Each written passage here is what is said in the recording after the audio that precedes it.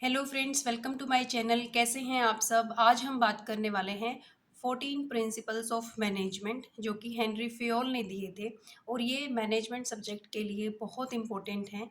और हमारा एचपीएससी का जो पीजीटी एग्ज़ाम है उस एग्ज़ाम के लिए भी ये बहुत इम्पोर्टेंट है। तो क्योंकि मेरा सब्जेक्ट कॉमर्स है, हम डेली बेसिस पे कॉमर्स के कुछ इम्पोर्टेंट कंसेप्ट किया करेंगे। और आज हम डिस्कस करेंगे 14 प्रिंसिपल्स ऑफ मैनेजमेंट। ये हेनरी फ्योल ने दिए थे और ये टॉप मैनेजमेंट के लिए हैं, क्योंकि जो टेलर ने दिए थे वो शॉप फ्लोर के लिए थे, जो वो वर्कर्स थे लोअर लेवल पे, वो उनके लिए उन्होंने प्रिंसिपल्स बनाए थे। पर ये जो 14 प्रिंसिपल्स हैं ये टॉप मैनेजमेंट के लिए हैं। तो आइए वन बाय वन हम इनको डिस्कस करते हैं। सबसे पहले है division of work. Division of Henry Fayol ये बोलते हैं कि हमें काम को डिवाइड कर देना चाहिए ताकि हम स्पेशलाइजेशन क्रिएट कर सकें। काम को डिवाइड करने से काम आसान हो जाता है। और जब हम काम को डिवाइड करके एक स्पेसिफिक काम किसी एक स्पेसिफिक पर्सन को या फिर ग्रुप ऑफ पर्सन्स को देते हैं, तो वो उसमें स्पेशलाइज हो जाते हैं। और जिससे काम को करने की कॉस्ट भी कम आती है और एफिशिएंसी बढ़ जाती है। तो देखिए, डिवीजन ऑफ वर्क का सिंपल मीनिंग है क्रिएशन ऑफ स्पेशलाइजेशन। सेकंड है authority and responsibility. Authority and responsibility में बैलेंस क्रिएट करना चाहिए किसी भी ऑर्गेनाइजेशन को, तभी उसका मैनेजर अच्छे से काम को कर पाएगा। फॉर एग्जांपल, अगर हमारी कंपनी की पॉलिसी है 40 डेज के क्रेडिट प्रोवाइड करने का, लेकिन एक मैनेजर ये बोलता है कि अगर हम इस क्रेडिट लिमिट को 60 डेज कर दें तो जो हमारा प्रॉफिट है वो बहुत ज़्यादा बढ़ जाएगा। बट उसको ये टाइम पीरियड बढ़ाने की अथॉरिटी नहीं है। तो देखिए, यहाँ पे वो अपने काम को अपने हिसाब से एक एफिशिएंसी के साथ नहीं कर सकता। तो यहाँ पे इम्बैलेंस क्रिएट हो जाता है अथॉरिटी और रिस्पॉन्सिबिलिटी में। रिस्पॉन्सिबिलिटी तो उस पे आ जाएगी कि आपने काम अच्छे से नहीं किया इसीलिए हमारे प्रॉफिट्स बढ़े नहीं। पर यहाँ पे कंपनी को ये देखना चाहिए कि उसको उतनी अथॉरिटी मिली है या नहीं जितना हम उसको रिस्पॉन्सिबिलिटी दे रहे हैं। तो थर्ड है डिसिप्लिन। किसी भी ऑर्गेनाइजेशन के लिए डिसिप्लिन बहुत इम्पोर्टेंट होता है। बेशक वो प्रॉफिट ऑर्गेनाइजेशन हो या नॉन प्रॉफिट ऑर्गेनाइजेशन हो, बट डिसिप्लिन बहुत इम्पोर्टेंट है एक बड़े इंस्टीट्यूशन को या ऑर्गेनाइजेशन को चलाने के लिए। तो जब हम डिसिप्लिन की बात करते हैं तो वहाँ पे सुपीरियर बहुत अच्छा होना चाहिए हर लेवल पे, तभी हम डिसिप्लिन को मेंटेन कर सकते हैं। अगर वो फेयर एग्रीमेंट करेगा और ज़रूरत पड़ने पे पेनल्टी लगाएगा, तो ऐसा करके वो डिसिप्लिन को क्रिएट कर सकता है। तो सुपीरियर के हाथ में होता है किसी भी लेवल पे डिसिप्लिन को मेंटेन करना। नेक्स्ट है यूनिटी ऑफ कमांड। अब यूनिटी ऑफ कमांड और यूनिटी ऑफ डायरेक्शन में बच्चे बहुत ज़्यादा कंफ्यूज होते हैं, बट मैं आपको बहुत ही सिंपल तरीके से इन दोनों का मीनिंग बता दूंगी और आप इसमें कंफ्यूज नहीं होंगे। तो यूनिटी ऑफ कमांड का मतलब है एक टाइम पे एक एम्प्लॉय को एक ही बॉस से ऑर्डर मिलना। फॉर एग्जांपल, अगर एक एम्प्लॉय है और उसको सेम टाइम पे दो बॉस से कुछ ऑर्डर मिल गया, तो वो किसकी बात मानेगा? उसको तो दोनों ही उससे सुपीरियर हैं, दोनों की बात माननी पड़ेगी। बट यहाँ पे उसके माइंड में ये कन्फ्यूजन क्रिएट हो जाएगा कि मैं इसकी बात मानूँ कि इसकी बात मानूँ। तो हमेशा हमें एक बॉस से ऑर्डर मिलना चाहिए, ये बोलता है यूनिटी ऑफ कमांड। ताकि जो इंडिविजुअल है, जो एम्प्लॉई है, वो अपने काम को फ्री माइंड से कर सके। फिर बात करते हैं यूनिटी ऑफ डायरेक्शन की। अब यूनिटी ऑफ डायरेक्शन का मतलब ये है ऑर्गेनाइजेशन के जितने भी यूनिट्स हैं, सबका मोटिव सेम डायरेक्शन में होना चाहिए। ऑर्गेनाइजेशन के जो मेन ऑब्जेक्टिव है उसको पाने के लिए, उसके लिए सब यूनिट्स को कोऑर्डिनेशन में काम करना चाहिए। इसको हम बोलते हैं यूनिटी ऑफ डायरेक्शन। नेक्स्ट है subordination of individual interest to the general interest.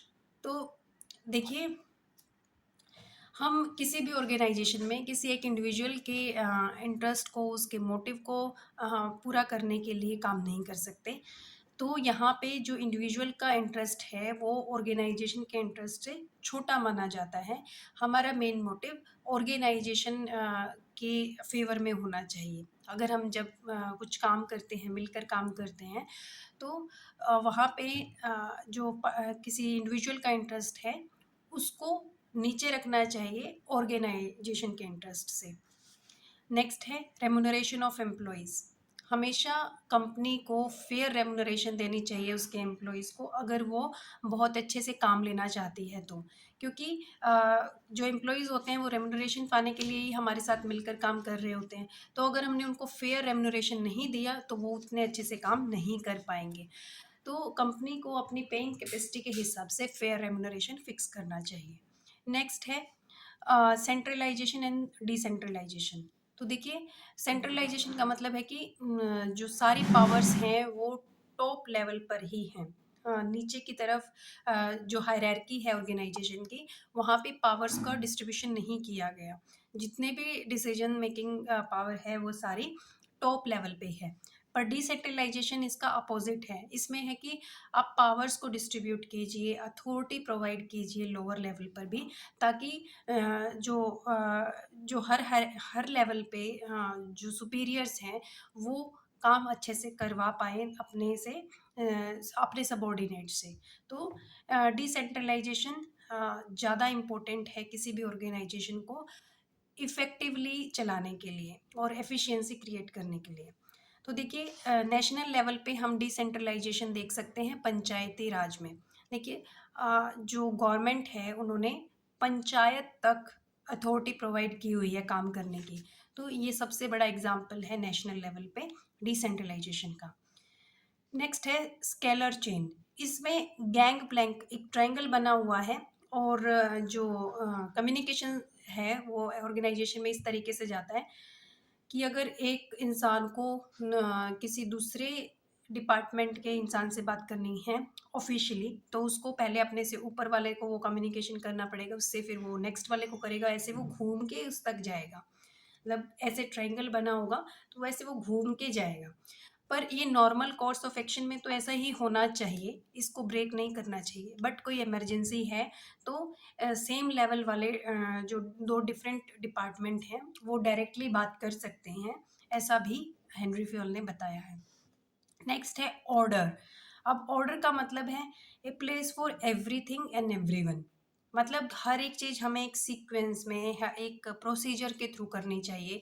क्योंकि जब हम फॉर एग्जांपल जब आप किसी रूम को देखते हैं, अगर उसमें सब कुछ बिखरा बिखरा होगा तो आपको पता नहीं चलेगा कि कौन सी चीज़ कहाँ रखी है। तो आप उस रूम में से अगर आपको कोई बुक उठानी है तो वो ढूंढ नहीं पाएंगे। लेकिन अगर हर एक चीज़ अपनी जगह पे रखी हुई है, अच्छे से पता है कि हमने ये चीज़ यहाँ पे रखी है, ये चीज़ यहाँ पे रखी है, तो आप आसानी से काम को कर पाएँगे।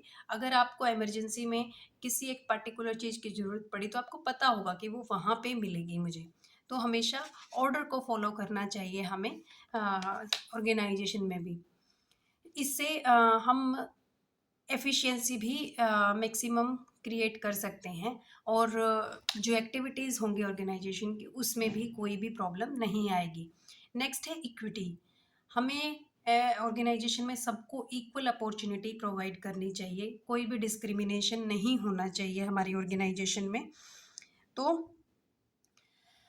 इक्विटी मतलब सब जितने भी एम्प्लॉई हैं, जितने भी वर्कर्स हैं, हर एक लेवल पे उनको काम करने की अपॉर्चुनिटी इक्वली मिलनी चाहिए।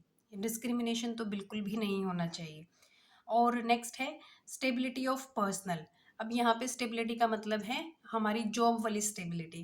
तो देखिए, कई बार एडहॉक बेसिस पे हम हायर कर लेते हैं एम्प्लॉयज़ को, तो उसमें इंस्टेबिलिटी रहती है माइंड में कि पता नहीं हमारी जॉब कब तक रहेगी।